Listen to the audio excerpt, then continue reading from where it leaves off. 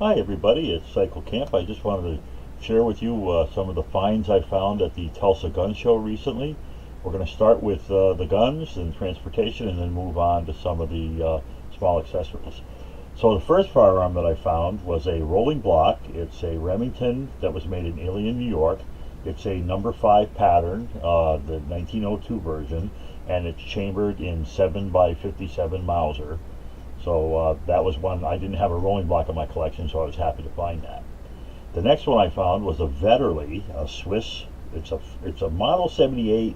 Looks like a Model 78, but it's actually a 7881, and it's chambered in 41 Swiss rimfire, which is very unusual.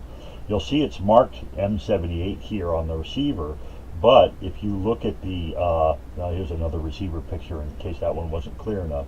But if you look, it actually has the Model 81 style rear sight, and that makes it and they call them 7881s. Apparently they didn't restamp them. It's kind of dumb. I don't know why that is.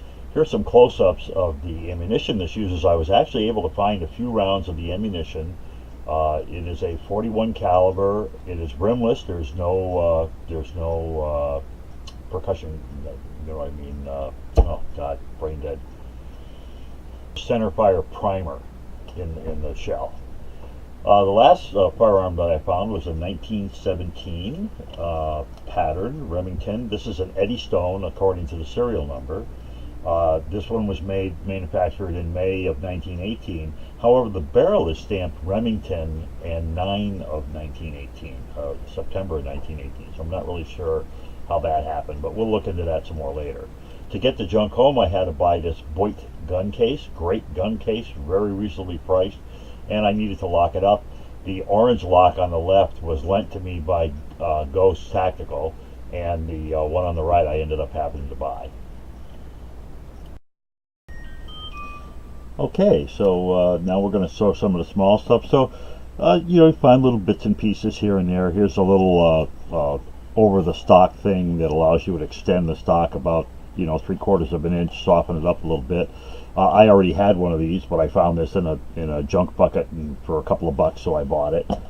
I recently replaced the A2 front sight on one of my ARs with a low profile gas block with a rail on it, and I want to mount a backup sight, but I needed metal ones made out of steel. I had plastic ones, but I was afraid they would melt if I really hammered the gun hard. So I found myself a nice set of backup sights. I didn't pay that amount, but it was the 40. But it was I think I ended up getting these for 30. So that was I thought that was a pretty good deal for a nice Trinity set of backup sights.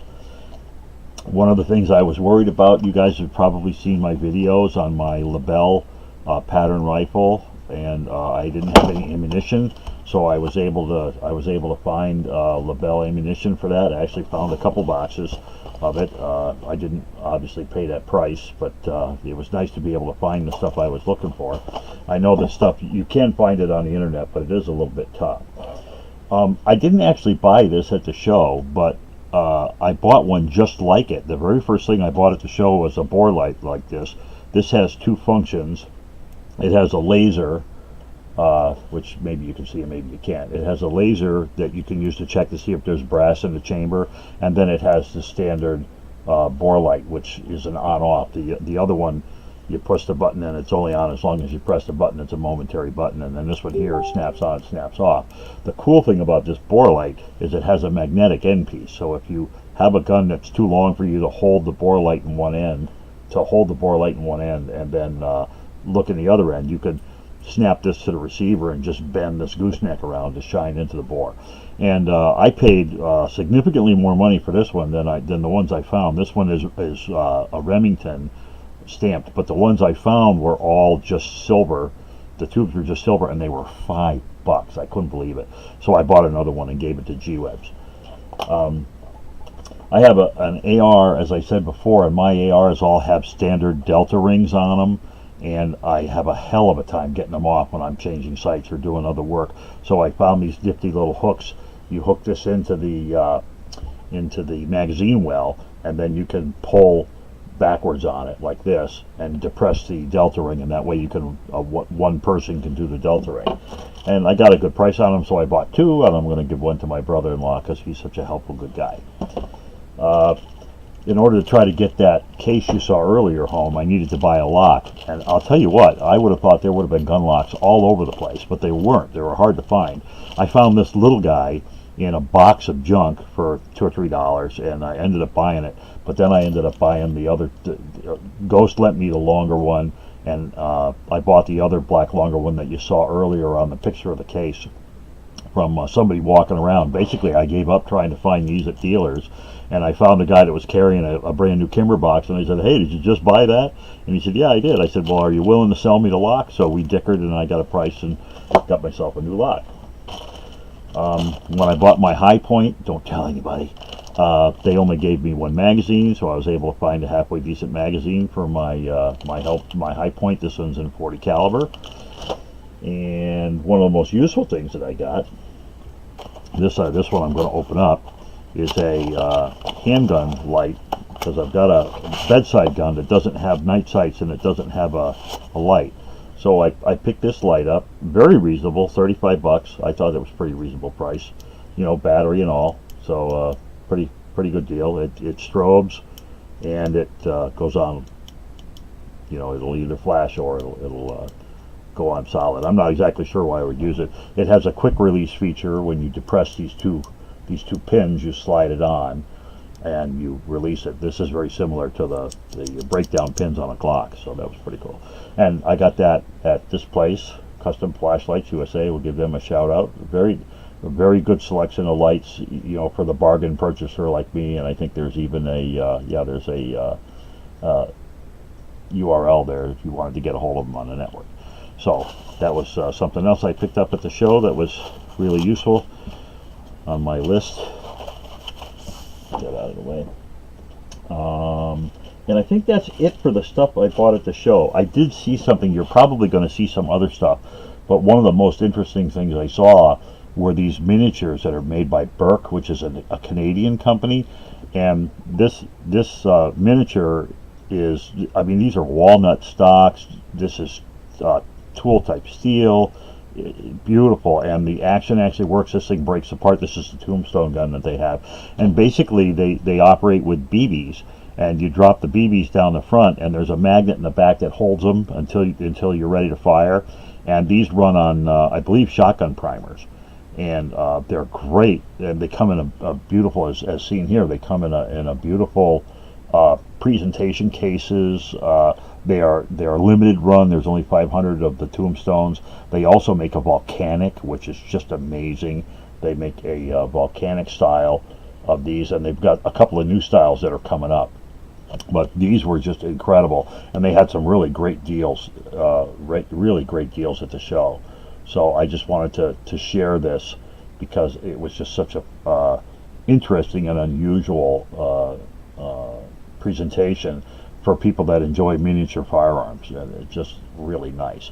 When you do these, they go up to 500 BPL. Oh, I'm sorry, they were black powder caps. I think they were number 10s. I think they said they were number 10s. But that was a pretty good deal, and you could get them. You got $100 off at the show, and you got the engraving for free. So that was pretty nice. And that's everything that I bought at the show. However, I had some time the last day, so G-Webs and I and P226 Nut hit some gun shops.